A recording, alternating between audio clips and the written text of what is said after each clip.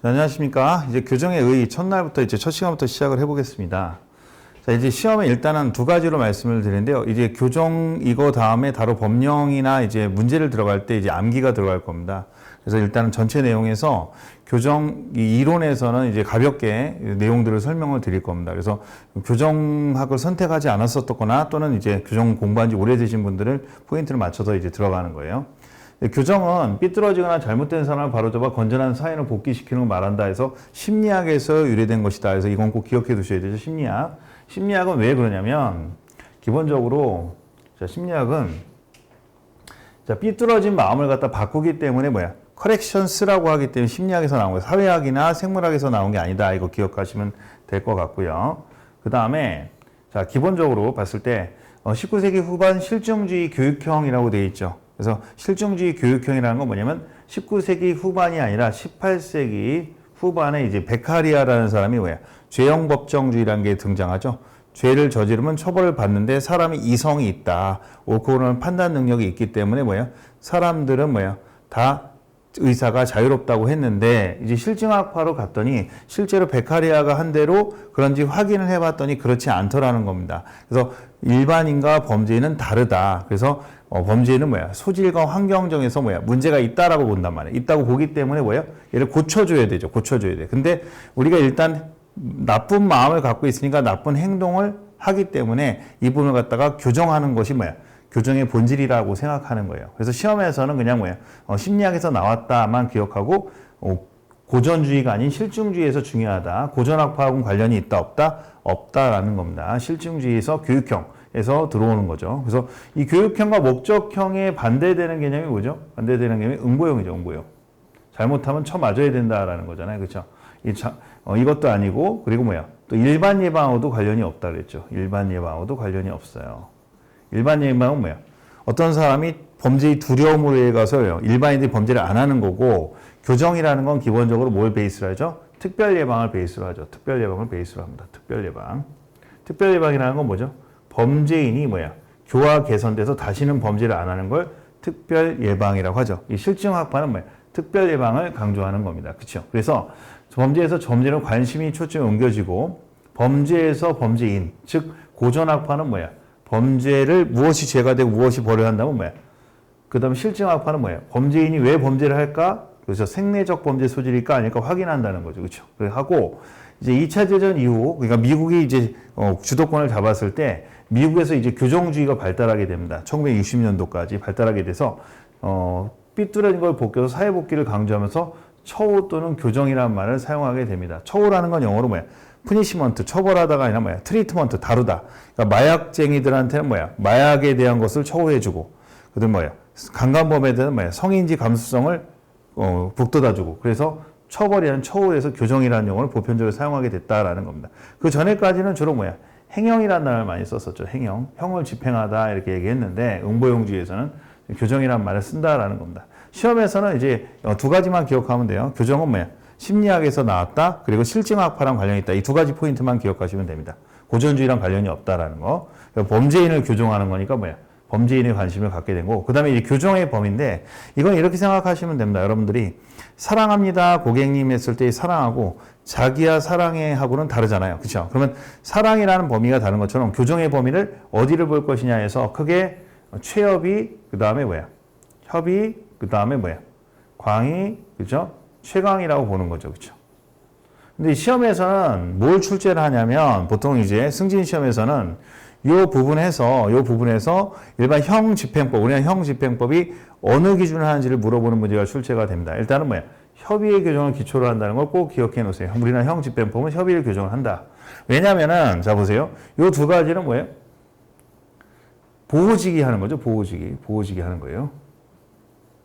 그래서 여기까지가 교정지기 하는 건데, 그럼 최협의의 교정은 수형자죠. 수형자. 수형자. 형을 받고 있는 애들. 그 다음에 얘도 노역장 규칙도 벌금 안 내갖고 몸빠는 거니까 수형자가 되고.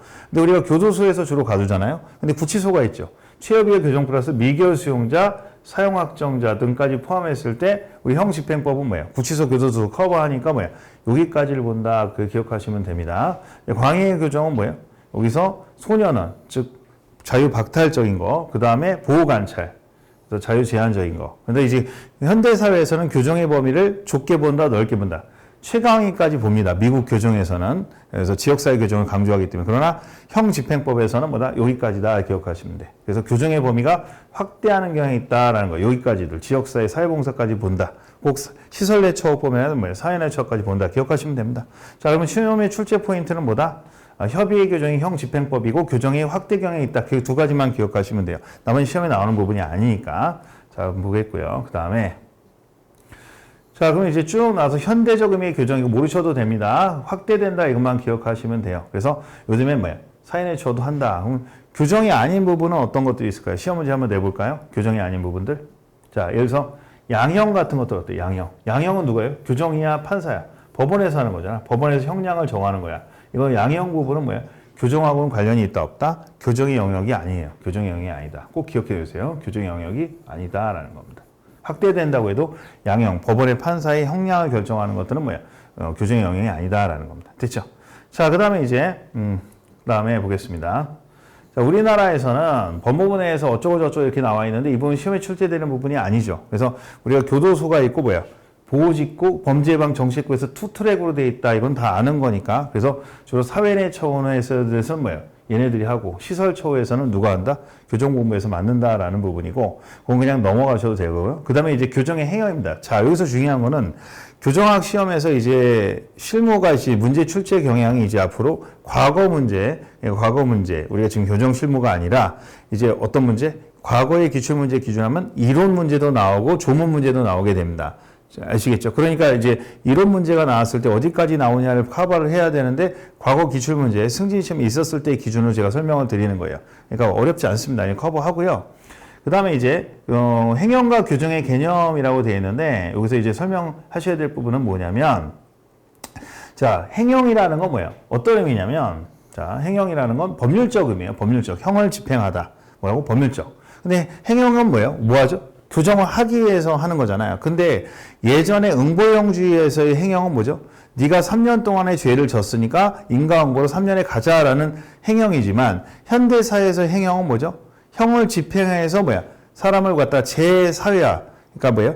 사회화가 뭐죠? 짐승 같은 놈들을 인간으로 만드는 걸 사회화라고 하는데 얘는 뭐야? 학교에서 교육이나 부모한테 교육을 제대로 못 받거나 타고난 소질로 해서 뭐야? 상태가 안 좋은 상태로 왔잖아. 짐승으로. 그러니까 짐승을 인간으로 만드는 걸 뭐야?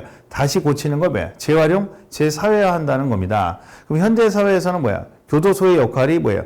응보의 역할보다는 뭐예요? 재사회 역할이 좀 더 강조되잖아요. 그래서 어떻게 되느냐? 자, 그래서 역사적으로 봤을 때, 자, 일단은 행형은 뭐야? 형을 집행하는 거라면 교정은 범죄를 교화하기 위해서는 뭐야? 이념적 측면을 강조한 거야. 그럼 이념은 뭐야?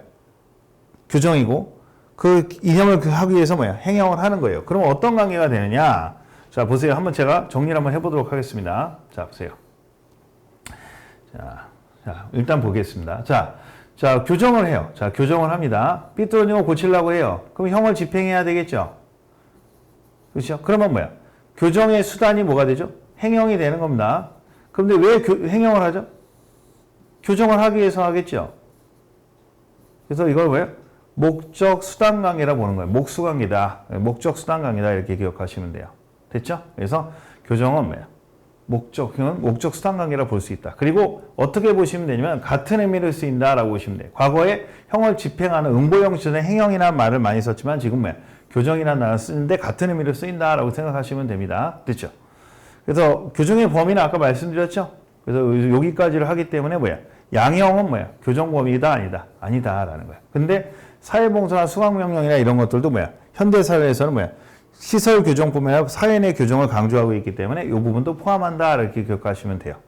시험에서 이거 출제가 될 가능성이 굉장히 높습니다. 어디까지 교정의 범위인지. 자, 그러면 이제 교정의 발전 과정이라고 되어 있습니다. 교정의 발전 과정인데 자, 이거는 이제 근대 이전의 형벌은, 그렇죠. 범죄 응보로 의해서 형벌을 위하려고 해도 일반인들이 쫄게 만들어내었다. 이렇게 돼 있죠. 이 부분은 뒤에 후설되기 때문에 따로 공부하실 필요 없습니다. 넘어가셔도 됩니다. 여러분들 뒷부분에 나온다는 거예요. 안 해도 됩니다. 자, 그 다음에 이제 교정의 목적이라고 되어 있는데, 보세요. 교정의 궁극적인 목표가 수용자의 형을 살고 있는 놈의 재사회화를 통한 사회복귀했다는 이론의 저지가 없어요. 그런데 재사회화를 이룩하기 위해서는 뭐야? 지도 노력해야 되겠죠. 그래서 우리가 교정하려고 해도 본인이 거부하면 어쩔 수가 없잖아. 강제로 할 수가 없으니까. 그죠? 이런 부분이 이론의 핵심인데 이건 모르셔도 되고 목적은 뭐예요? 제4회하다만 기억하시면 돼요. 제4회하. 잠깐 기억해 놓으시고.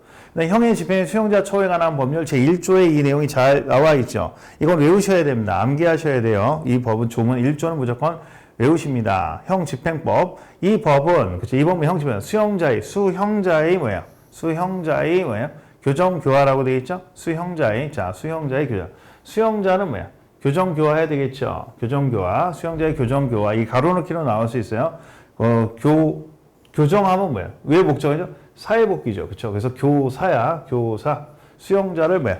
교사로 만드는 거야. 교정에서 사회복귀 키워드. 그 다음에 수용자가 그 다음에 나옵니다. 수용자는 뭐야? 미결 수용자를 포함한 거죠? 더 넓으면서. 그래서 미결 수용자는 어떻게 해야 돼요? 미결 수용이 맞는 초우로 해야 되겠죠? 예, 초우. 예. 그러면 뭐예요? 수용자들 권리가 있죠? 권리가 있어요. 그렇죠? 예. 그래서 수처리 권리야. 수처리 권리. 그 다음에 뭐야? 교정시설의 운영에 관한 필요한 사항을 교정함을 목적으로 한다. 그러니까 교정의 운영까지는 안 돼도 수용자의 교정교와 뭐야? 교사와 수용자의 초우 권리 이 들어가게 됩니다. 이거 두 개 돌려서 내거나 단어가 바뀌면 안 되니까 꼭 기억해 놓으셔야 돼요. 네, 그러니까 이 단어를 봤을 때 우리는 뭘 알 수 있어요? 미결도 포함하고 기결도 포함하고 다 포함한다라는 거예요. 근데 항상 주의해야 될 것은 뭐야? 수용자 다음에 뭐야? 교화가 나오면 안 되죠. 교정은 뭐야? 행동을 교정하는 거고 교화는 뭐예요? 마음을 삐뚤어진 걸 바꾸는 거죠. 네, 이렇게 됐습니다. 그러면 여기서부터 이제 들어가는 내용입니다. 교정 목적을 달성의 실현 원리라는 부분이 있는데 요거는 외우실 필요가 없어요. 그래서 하나씩 단어만 이해하시면 됩니다. 격리에 과학하는 뭐예요? 분리심사를 얘기하는 겁니다. 뭐라고? 분류심사를 얘기하는 거예요. 그러니까 마약사범하고 뭐예요? 강도와 같이 넣으면 안 되겠죠. 폭력방 이렇게 나눠야 돼요. 그래야지 교정할 수 있기 때문에 격리에 과학하라는 건 뭐야? 분리심사가 있다. 그만 기억하시면 되겠고요. 네, 됐죠? 분리심사가 있다. 처우의 개별화는 뭐야? 마약사범하고 강간사범하고 똑같이 형량이 3년이라도 뭐야? 뭐가 다르죠? 교도소에서는 프로그램이 다르겠죠? 마약 프로그램이 있고 뭐야? 또 뭐야? 성인지 감수성 프로그램이 있고 다르겠죠? 자, 보호의 사회화라고 되어 있는데 요거 좀 체크해서 뭐라고 하면 유사성의 원칙인데 그래서 이렇게 생각하시면 돼요. 자, 사회처럼이란 마지막처럼 이렇게 하면 돼요. 마지막처럼 사회처럼이라는 거예요. 무슨 얘기예요? 처음처럼 우리가 처음처럼이란 처음이 아니죠. 보호의 사회화라는 건 뭐냐면 어차피 얘가 교도소에서 바깥으로 나가야 됩니다. 그러면 사회하고 적응을 해야 돼, 안 해야 돼요? 사회 적응을 해야 되니까 뭐야? 사회화 시켜야 되겠죠. 그렇죠? 사회화. 그러니까 너무 단절시키지 않고 TV도 보고 편지도 쓰게 하고 뭐야? 라디오도 듣고 해서 사회 속에 갈 수 있도록 해줘야 됩니다. 이게 문제가 충돌되는 게 뭐죠? 도망갈 수도 있잖아요. 그렇죠? 예, 도망갈 수도 있기 때문에 이 사회화 부분에 대해서는 시설 처우에서 한정할 수 있는 범위 내에서 하면 되고 인도화는 뭐야? 잘해주라는 얘기죠. 예, 잘해주지 않으면 어때요? 인권을 보호해주고 잘해줘라. 죄는 미워해도 사람은 미워하지 말라는 얘기입니다. 관리 교육훈련의 적정화라는 건 뭐야? 교육훈련 같은 것들을 갖다가 뭐야? 다 맞춰갖고 해줘야 되는 거죠. 나가서 먹고 살 수 있도록 해줘야 된다. 그 얘기입니다. 그 다음에 여기서 중요한 포인트는 뭐냐면 자 보겠습니다. 살레 이유 이거는 기억을 해두세요. 살레 이유는 이유라는 거 외우고 아이유가 아니라 살레 이유예요. 살레 이유는 역사적으로 발전하면서 어떻게 발전하느냐. 자 보겠습니다. 자, 법률의 개별화는 뭐냐면 이런 거예요. 존속살인죄랑 보통살인죄를 나누는 겁니다. 두 번째는 뭡니까? 재판의 개별화. 성인과 소년을 나누죠. 그 다음에 뭐야? 초우, 교정의 개별화가 나눠지는 겁니다. 거꾸로 외우시면 안 됩니다. 그래서 법률이 뭐야? 옛날에 고조선에는 8조 공법이 있지만 지금은 형법만 400조, 그 다음에 뭐야? 특별법 있죠. 그 다음에 재판할 때도 뭡니까? 소년하고 성인하고 나눠서 하죠. 그 다음에 뭐야? 행형도 뭐야? 마약사범하고 뭐야? 일반적인 뭐야? 강간범하고 절도범하고 나눠서 해야 되겠죠. 그래서 살레 이유는 형벌이 개별화되면서 뭐야? 재판도 개별화되고 뭐야? 최종적으로 뭐야? 행형도 개별화되는데 이걸 거꾸로 외우시면 된다, 안 된다? 안 된다는 거예요. 그럼 개별화는 좋은 거예요, 안 좋은 거예요? 좋은 거예요. 됐죠? 좋은 겁니다. 내용은 안 외우셔도 되고 살레 이유라는 사람의 개별화 정도는 기억해 놓으시면 되겠습니다.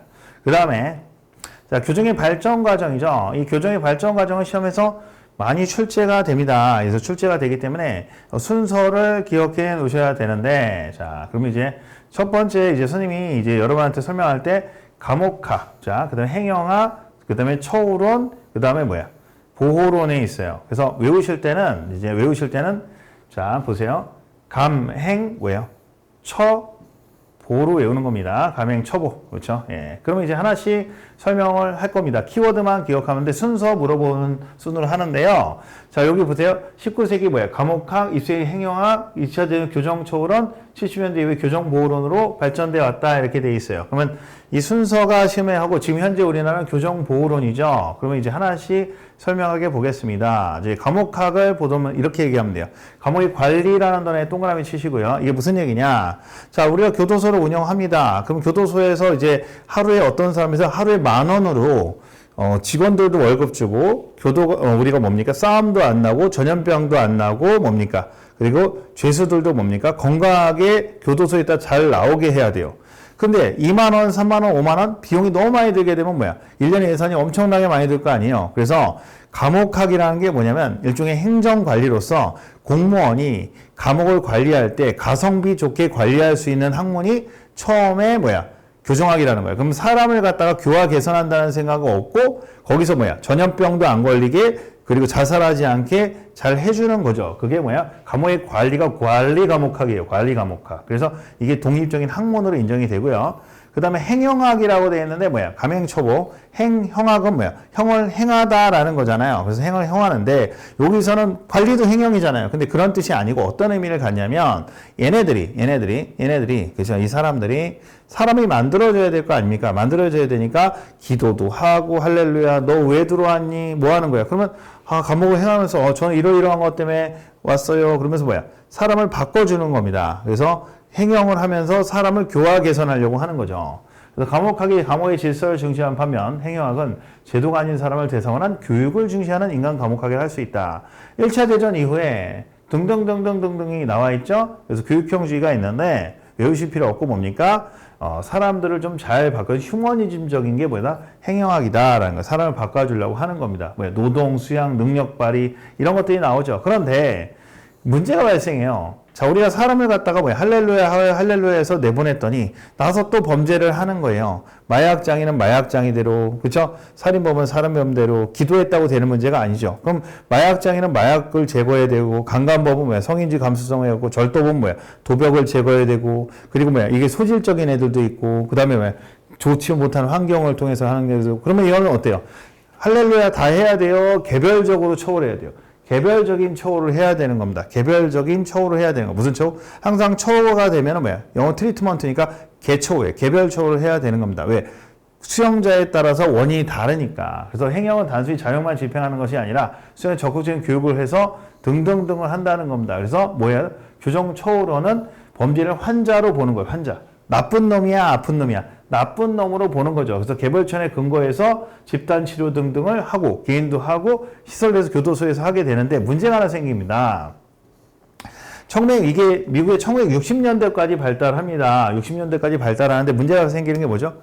자, 흑인하고 백인인데 흑인은 비교적 장기 구금을 합니다. 왜? 우리가 일반적으로 가난한 아이들이 많고 개선 가능성이 좀 높은 아이들이 많아서 하고 백인들은 뭐 인종적인 측면에서 뭐 집도 잘 살고 뭐 하니까 뭐야 개선 가능성이 좀 높다고 해서 빨리 내보냈었어요. 그러니까 기본적으로 부정기형을 베이스해서 교정처우를 강제로 합니다. 그러니까 이 교정처우로는 어떤 문제가 생기냐면 강제로 하게 됩니다. 강제처우가 돼요.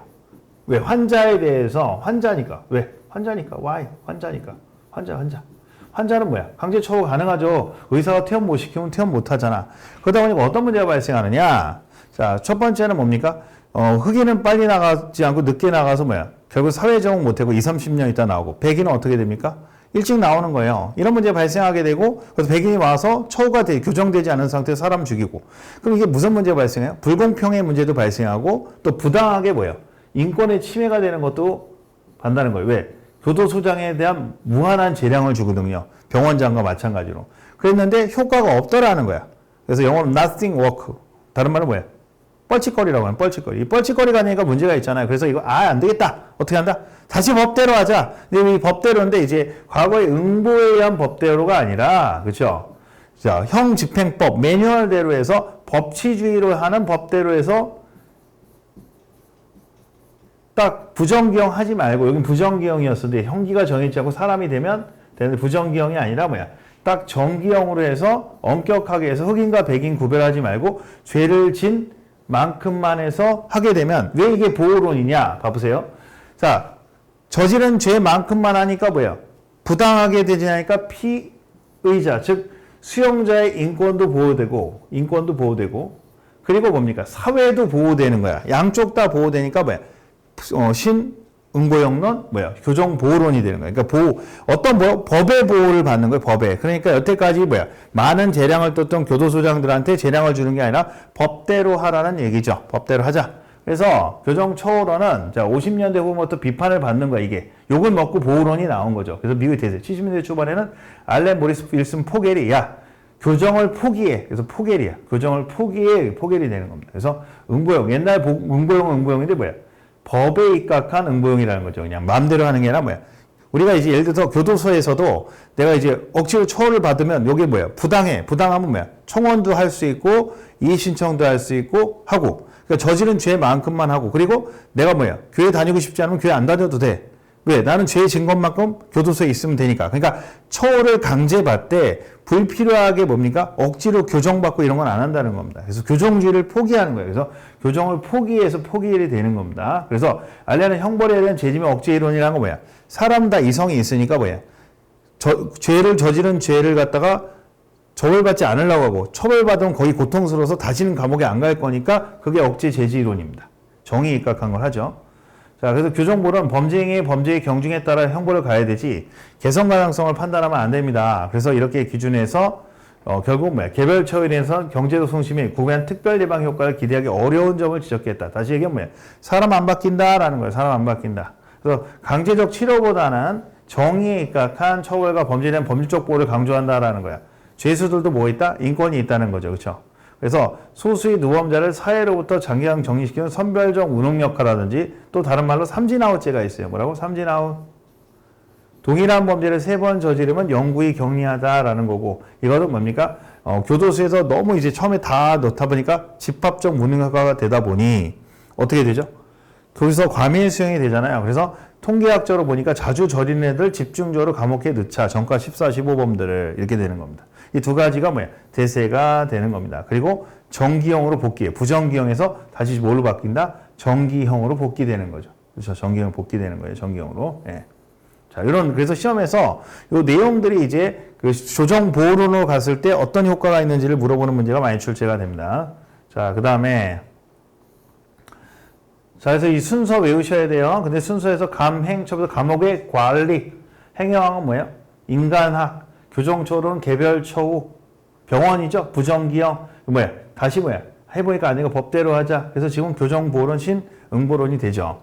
자, 회복적 사법 정의라고 되는데 여기 후술이라고 했지만 이게 이제 기존의 시험에 출제 가능성이 굉장히 높은 겁니다. 이제 견전의 교정 행영 실무에서는 출제가 안 되지만 이론에서는 되게 중요한 부분이죠. 회복적 사법은요, 원래 어떻게 생긴 거냐면, 자, 우리가 일반적으로 뒤에 설명하겠지만 회복적 사법은, 자, 일단 회복적 사법은 어떻게 되느냐? 자, 보겠습니다. 회복적 사법은 전통적인 법이 어떻게 되죠?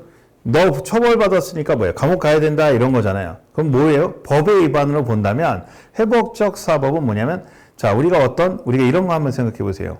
내가 우리 삼촌이 있는데 삼촌이 대학 가려고 등록금을 모으고 있어서 아르바이트로. 근데 조카가 뭐예요? 그 돈을 홀랑 갖고 가서 뭘 하죠? PC방 가서 다 쓰거나 맛있는 거 다 사 먹거나 중고 오토바이 샀단 말이에요. 당근에서. 그러면 단순히 이걸 법의 위반으로 봐야 돼요? 아니면 지역사회 인간관계 위반을 봐야 돼요. 어떻게 삼촌의 돈을 그렇게 할 수 있니? 하면 얘는 뭐야?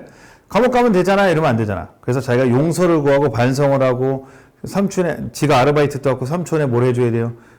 사과도 해야 되지만 등록금을 마련해 줘야 되겠죠? 그럼 삼촌이 거기에서 그 정도 했으면 됐다라고 용서를 해야 된다는 거야. 그러니까 단순히 형사사법에 위반을 해가지고 감옥 보내는 것은 피해자에게 전혀 이익이 되지 않으니까 일단 첫 번째는 피해자의 정신적인 거, 물질적인 거 회복하는 거, 그죠? 그 다음에 얘가 용서를 하면은 감옥 보내는 게 한 번 더 기회를 주는 거. 그 다음에 얘가 지역사회 봉사활동 같은 걸 하는 거예요. 왜? 그런 동네에서 내가 이런 범죄를 저짐으로 해서 사람들 불안해지잖아. 그래서 지역에 마당을 쓴다든지 사회봉사를 한다든지 하면서 지역사회에도 피해를 끼쳤기 때문에 그 관계를 회복한다. 그래서 그걸 회복적 사법, 관계적 사법이라고 하는 겁니다.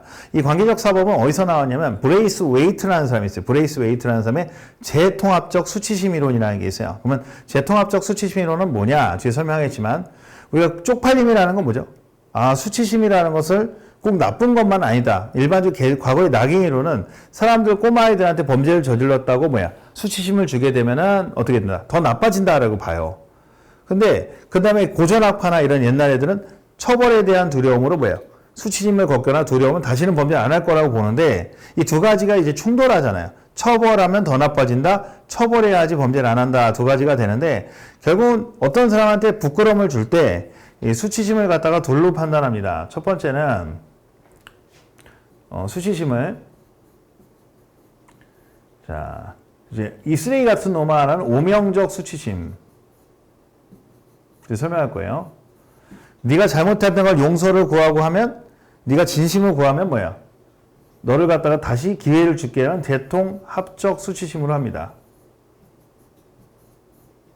그래서 이거는 안 좋은 거지만 재통합적 수치심은 사회 발전에 기여할 수 있다고 보는 거예요. 이걸 갖다가 브레이스 웨이트의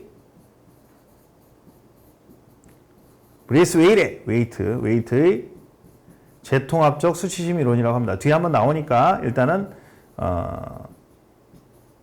부끄럼 주기 이론이라고도 합니다. 이건 좋은 거다 안 좋은 거다. 적절한 수치심은 좋은 거다. 이 쓰레기 같은 놈아 넌 죽어라 이게 아니라 네가 진정으로 용서를 구한다면 너에게 기회를 주고 웬만한 감옥 보내지 않고 지역사회 봉사활동이나 이런 거 해주게 된다는 겁니다. 핵심은 회복적 사회 회복의 핵심은 이게 이제 이론이 돼서 들어가는데 회복의 핵심은 첫 번째는 피해자의 정신적, 물리적 회복 만족 이런 것들이에요. 알겠죠? 그런 부분이 중요해요.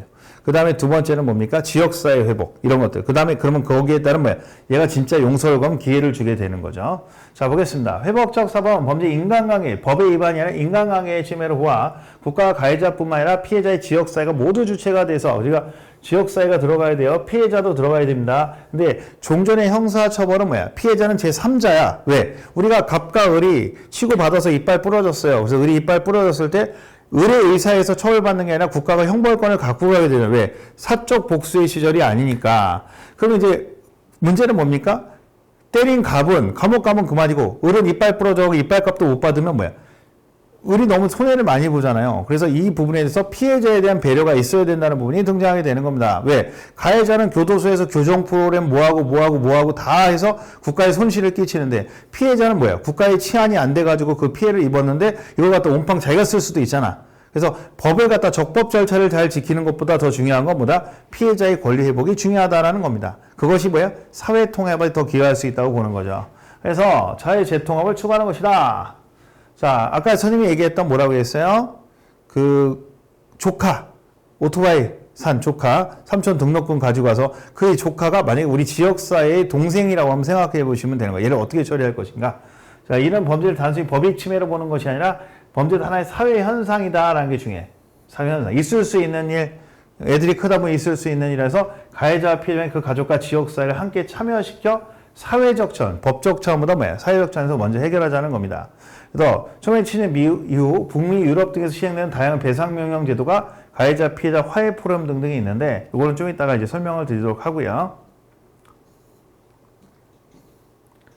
자, 그러면 전통적 형사사법과 회복적 사회의 비교인데요. 여기서 중요한 포인트는 전통적이라는 건 뭐냐면 기존의 형사처벌 방식을 말하는 겁니다. 그러면 우리가 요즘 판사가 있고 검사가 있고 그죠? 기소를 해가지고 재판받는 과정은 일단 범죄자를 처벌을 하는 게 중심이 되죠.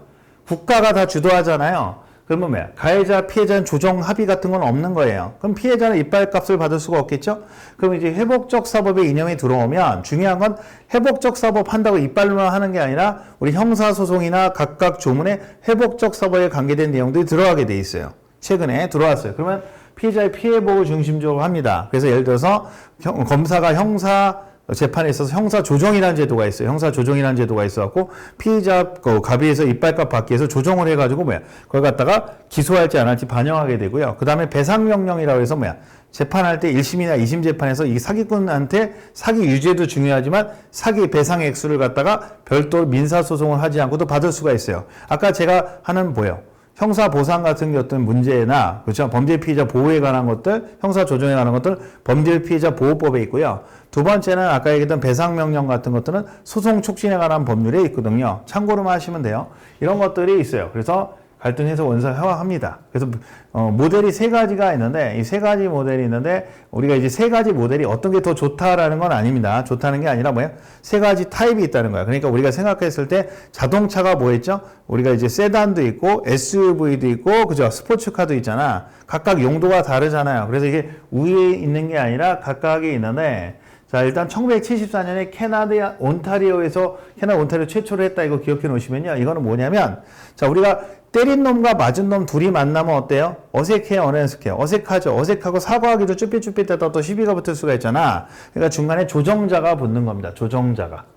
조정자가 붙는 거예요. 조정자가 붙는 거예요. 조정자. 자, 조정자가 붙는. 그래서 그걸 조정 모델이라고 하고 협의 모델이라고 합니다. 협의. 자, 이렇게 해서 이거는 캐나다 온타리오에서 최초로 시작된 거 최초의 모델이라 볼 수가 있어요. 그 다음에 이제 협의 모델이라는 건 뉴질랜드 마오리족은 뭐냐면 이거는 이렇게 하는 겁니다. 미국에서 이제 옛날에 이제 뉴질랜드가 이제 오세아니아 대륙에 있잖아요. 호주 옆에.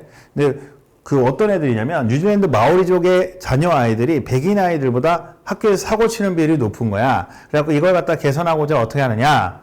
자, 마오리족의 전통 중에서 우리 아이가 사고를 치면 그 집에 온 가족이 갑니다. 가해자 가족이 가서 사과를 하는 거야. 그럼 저쪽 가족과 우리 가족이 만나는 거죠. 그래갖고, 어떻게 봉사할지, 어떻게 사과할지를 결정하는 거예요. 그러니까 감옥 보내지 않고 그렇게 해서 잘 원만하게 되면 아이가 감옥에 안 가는 거죠. 그러면 이제 마오리족의 전통을 방법을 해서, 가족 집단이 다 모이는 거예요. 피해자, 가해자, 가족까지 만나는 거죠. 그쵸? 여기까지. 그쵸? 여기는 좀 더 많죠? 이 서클 모델은 아메리카 원주민 인디언들이 하는 방식인데 이게 뭐냐면요. 자, 이런 거 하는 겁니다. 우리 마을에서 인디언 아이가, 그죠? 마을에서 사고를 쳤어요. 그러면 인디언들이 모이는 거예요. 초장님하고 모여가지고, 이 아이한테 뭘 갖다가 페널티를 가야 될까 생각하는 겁니다. 그래서 어떻게 하느냐? 서클 모델이라는 게 뭐냐면 양형 서클 동아리 양형. 형량을 결정하는데, 이 마을에 있는 혼자 사는 할머니가 있어. 그럼 혼자 사는 할머니에게 어떻게 한다? 일단, 하루에 한 번씩 도시락을 배달해주고 한 달 정도 시키고 그 다음에 마을의 지저분한 부분에 있어서 한 달에 청소를 시키자. 매일매일 청소를 시키자라는 걸 합니다. 이런 상태에서 이걸 갖다가 그 지역의 소년 법원에다 보내요. 그럼 소년 법원에서 소년원 보내지 않고 이 지역사회 봉사활동을 통해 가지고 결정이 나게 되는 거야. 그럼 어떻게 되죠? 피해자, 가해자, 가족과 지역사회 구성원까지 모두 참여하게 되는 게 형량을 결정. 동네에서 어떤 이 꼬마에게 페널티를 가할까가 뭡니까? 양형 서클 모델이 되는 겁니다. 아시겠죠? 그 다음에 우리가 이제 뉴질랜드 말고요. 노란 리본 프로젝트라는 게 있어요. 싱가포르의 노란 리본 프로젝트는 뭐냐면 여러분 가끔 세월호나 무슨 사건 같은 거 하면 뭐 하죠? 노란 리본 같은 거 추모하고 내가 너하고 마음을 함께 한다 이런 표현 쓰잖아요. 마찬가지로 어떻게 하는 거냐면 이렇게 하는 거예요. 자, 우리가 이제 싱가포르에도 교정청이 있을 거 아니에요. 예를 들어 보자. 어떤 사람이 교도소에서 출소를 하게 됩니다. 그러면서 노란 리본을 만든다고 칠게요. 그럼 터미널이나 이런 데다가 넣는다고 생각해요. 어떤 사람이 이걸 하나 달 때마다 10,000원짜리 하나씩 넣는다. 그러면 그거 갖다가 10,000원짜리 모이는 돈을 갖다가 이 사람이 교도소 출소해서 만약에 어떤 방을 얻는 데 쓴다고 한번 생각해 보겠습니다. 이거는 네가 죄를 졌지만 네가 사회에 진적 진출하고 온 마음을 다해서 착하게 살 마음이 있다면 내가 널 용서해 줄게 하는 게 노란 리본 프로젝트 같은 비슷한 것들이라는 거예요. 알겠죠? 네. 예를 들면 이런 것들이 회복적 사법과 비슷한 거예요. 기존의 법의 위반보다는 인간관계 위반을 보는 거죠. 그리고 내가 널 받아준다고 보는 거예요. 그러면 이제 유해는 어떻게 보냐? 유해는 외우실 때는 자, 대배변이야. 그러니까 큰 똥이라는 얘기죠. 큰 똥, 배변. 자, 이게 무슨 얘기냐면 일단은 단계로 보는 거예요. 일단은 유해는 단계로 대배면. 일단은 만나야 돼, 안 만나야 돼? 만나죠. 만나서 뭐 해야 돼요? 배상을 해야 되죠. 일단 만나고, 그러니까 피해자, 가해자가 일단 만나야 돼요. 그래서 만나서 배상을 하는데 이거는 물질적인 것도 표현하지만 정신적인 거 둘 다를 해야 되는 거예요. 사과를 그만하면 됐다 할 때까지 하고, 그 다음에 제가 뭘 보상하면 될까요? 이렇게 하는 거죠. 알겠죠? 그러면 이제 거기서 뭐 손해배상이나 이런 문제가 많은데 그 소년법이나 우리나라 법에는 화해 권고 규정을 둡니다. 그래서 화해를 할 때는 뭐 이빨값 물어주고 하겠죠. 그러면은 이제 어떻게 하느냐? 사회도 얘한테 감옥이나 소년원 보내지 않고 지역사회 봉사활동이나 이런 걸 해주게 되는 거예요. 왜냐면 만약에 이게 흑인 꼬마 아이가 편의점에서 물건을 훔쳤다. 배가 고파서. 그러면 어떤 문제도 있죠? 흑인 꼬마아이의 문제도 있지만 이 지역사회에서 이 꼬마아이를 갖다 돌보지 못한 부분이 있잖아요. 그래서 사회도 변하고 얘도 변할 수 있는 기회를 주는 거예요. 알겠죠? 변할 수 있는. 그래서 뭐 그 편의점에서 봉사활동하면 몇 시간 정도 일하면 일당을 준다든지 얘한테 일자리를 준다든지 알바자를 준다든지 또 교육을 받을 수 있는 기회를 준다든지 얘가 좋아하는 게 뭐 자동차 정비를 배울 수 있도록 얘가 변할 수 있도록 도와주는 거죠. 지역사회에서도. 감옥 보내지 않고. 그래서 대배의 편이야. 그 대면은 만나야 되겠죠. 근데 중요한 거는 이 회복적 사법을 통해서 얼굴을 만나고 사과를 하고 이런 과정이 얘가 결국 양형에 고려돼서 실형을 떨어지고 집행유예, 지역사회 규정을 갈 확률이 높겠죠. 네, 됐습니다. 자, 이게 회복적 사법이고 출제 가능성이 굉장히 높은 부분입니다. 자, 우리가 법령이나 이런 것들은 법령 강의가 따로 있기 때문에 법령에서 아주 자세히 할 거고요. 그때 암기를 할 겁니다. 근데 이건 암기하는 게 아니라 이론이기 때문에 여러분들 이렇게 정리해 주시면 될 것 같고요. 자, 교정의 특성에서 이거 외울 필요 없고 개념만 하시면 돼요. 자, 교정을 할 때 어떻게 해야 되죠? 얘가 도망가면 돼야 안 돼요. 도망가면 안 되고. 그 다음에 교화도 해야 되죠. 그 다음에 사회화 훈련도 해야 되죠. 그런데 또 한편으로는 어떻게 해야 돼요? 격리도 해야 돼, 안 해야 돼요? 해야 되죠. 그러니까 교도소에서는 우리가 처벌의 목적 응보도 있을 거고, 그러면 가혹하게 해야 될 거 아니에요. 가혹하게.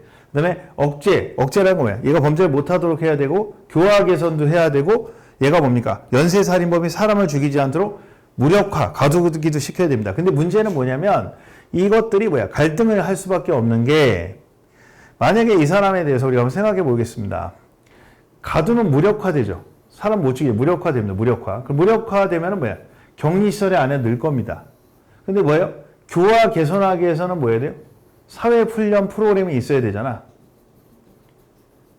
그럼 사회훈련 프로그램을 하게 되면 사회훈련을 하기 위해서 밖에 나오게 되면 얘가 무력화되지 않고 도망갈 수도 있잖아요. 그러니까 어떤 측면에서 이기적이지 않고 인간적이고 공부도 잘하려면 굉장히 쉽지 않잖아. 그러니까 교정의 목적이 여러 가지 응보적 효과도 있고 사람을 죽였으면 잘못해서 혼나는 어떤 고통도 있어야 되지만 또 출소해서 살 수 있는 기술도 가르쳐야 되고 그러다 보니까 여러 이념들이 자유와 평등이 충돌하듯이 충돌될 수 있다. 그 얘기입니다. 됐죠? 자, 그 다음에 교정의 종합과학성은 종합과학성에다가 짬뽕이라 쓰시고요. 외우실 필요 없고 그냥 개념만 하시면 돼요. 종합과학이라는 건요, 교도소에서 사람을 하나 만들기 위해서는 심리적인 측면도 있고 생물학적 측면도 있고 사회환경적 측면도 있겠죠. 그럼 생물학의 이론도 빌리고 그 다음에 심리학의 이론도 빌리고 또 뭐 할 수 있어요? 사회적인 측면에 환경적 측면도 하니까 이거는 하나의 학문으로 사람을 만드는 게 아니라 여러 가지 학문을 합해가지고 종합적으로 돼야 된다는 겁니다. 이 교정의 종합과학성에 대해서는 이제 세 가지 관점이 있는데 역사학적 관점, 사회학적 관점, 심리학적 관점이 있는데 외우실 필요 없어요. 역사학적 관점에 로스맨이라는 사람이 있죠. 그래서 이게 무슨 수용소의 발견이라고 했는데 원래 교도소란 원래 범죄자의 처벌을 위한 것이 아니라 그들의 행위를 증진시킬 수 있도록 한다. 증진에 동그라미 치고 역사적으로 교도소가 왜 생겼는지 연구한 사람이라는 얘기예요. 한번 생각해 보겠습니다. 여러분 교도소를 만들려면 먹이고 입히고 재워야 되잖아요. 돈이 되게 많이 들죠. 나라의 예산이. 그럼 옛날에 어떻게 했을까요? 손목을 자르거나 목을 베거나 신체형이나 생명형이었을 거예요. 나라가 점점 인간적이 되다 보니까 너한테 반성할 수 있는 기회를 주는 거예요. 그러니까 교도소라는 게 오히려 뭡니까? 사회가 발전하면서 사람들한테 잘해주기 위해서 생긴 시설이지 결코 뭐하지? 잔인한 곳에서 잔인하지 않은 쪽으로 발전한 것이 나쁘게 만들려고 만든 시설이 아니다라는 내용이에요. 외울 필요 없고. 그 다음에 이제 교회 사회학적 관점에서는 고프만만 기억하시면 됩니다. 이 고프만은 어빈 고프만이라는 사람은 이 교도소라는 데가 어떤 데인지를 연구하고 싶었던 거예요. 근데 그때 이 교도소는요, 교도소장이 되게 많은 재량을 갖고 있었어요. 그래갖고 마음대로 할 수 있었거든요. 2달 독방 가도 왜? 형 집행법이 없었다 보니까. 그러다 보니까 도대체 교도소 사회는 사람들을 어떻게 만드는가 궁금했었어요. 사회학적으로. 근데 이제 교도소에 들어가려고 했더니 벤치를 먹은 거죠. 안 돼! 왜 안 돼? 저희는 알아서 하는데 니네가 공개하면 우리 비밀이 드러나잖아. 이런 거예요. 그러니까 어쩔 수 없이 이 사람이 어떻게 하느냐. 이 교도소 대신 어디예요? 체력단련 정신요양원이라는 데서 이제 정신병원도 교도소랑 똑같잖아. 그래서 번호를 매겨 4885, 2887 번호 매기고 똑같이 관리를 합니다. 거기서 밥을 안 먹게 되면 어떻게 돼요? 난리치면 주사도 맞히고 그 다음에 운동 시간에 딱 운동해야 되고 번호를 매기고 그렇죠? 난리치면 뭐예요? 묶어놓고 이렇단 말이에요. 그럼 교도소도 그 차이가 별로 있겠다 없겠다? 없겠다고 생각하는 거야. 그래서 이런 데를 우리는 뭐예요? 총체적 관리 기관이라고 하는 거예요. 그럼 얘는 교도소를 좋게 보는 거야? 나쁘게 보는 거야? 나쁘게 보는 거죠. 사람이 개성화되죠. 뭘 개성화된다는 거예요. 그래서 중요한 건요. 어빈 고프만이라는 사람이 있다. 이 고프만이 뭐예요? 교도소가 아닌 정신요양원에서 연구했다. 이게 포인트야. 교도소에 연구했다 그러면 된다 안 된다? 안 된다는 거예요. 아시겠죠? 그 다음에 총체적 기관의 특징. 모든 생활이 같은 장소에서 동일한 권위에서 이루어진다. 집단적인 생활 퍼팅을 주면 동일한 대우를 받는다. 4885, 2887 라이프 스타일로 이론적 스케줄 때에 밥 먹고 때에 뭐하고 그러니까 걔네 개성이 없는 거죠. 예, 그 다음에 모든 활동은 기관의 공적 목적을 수행해서 계획에 맞추어서 사고 안 터지도록 하고 소수의 감독자가 대규모를 갖다 하니까 빡세게 하겠죠. 예, 그래서 정상이 아니다. 너네들 뭐야? 죄인이다. 너네는 정신병자다. 우리 말을 들을 수밖에 없다. 이렇게 정리한다는 거죠. 이렇게 해서 한다는 거예요. 요 두 가지 클레머나 사이커스는 뒤에서 설명할 거니까 따로 외우실 필요 없어요. 뒤에 합니다. 심리학적 관점에서 교정이라는 건 심리학이 요령했다. 이거 기억해 놓으시고 이 마틴슨이라는 사람은 뭐냐면 신응보형주의자야. 신응보형주의자. 왜? 영어로 nothing work이라고 하죠. 교정된다 안 된다? 안 된다고 생각한 거야. 왜? 사람들은 뭡니까? 교정하기 쉽지 않다? 쉽지 않다. 그래서 신응보형 이라는 개념만 기억하시면 돼요. 그래서 심리적인 교정 치료가 효과가 없었다 해서 70년대 신응보형의 기초가 되는 이론이다. 이렇게 기억하시면 되겠고요. 그다음에 이제 우리가 아까 우리가 대부분이 뭐예요? 교정이라는 게 행동이나 마음을 교정하니까 심리학에서 의뢰된다고 말씀을 드렸죠. 그래서 심리학에 대한 내용들을 좀 쉬었다가 전개하도록 하겠습니다. 네. 다음 시간에 뵙겠습니다.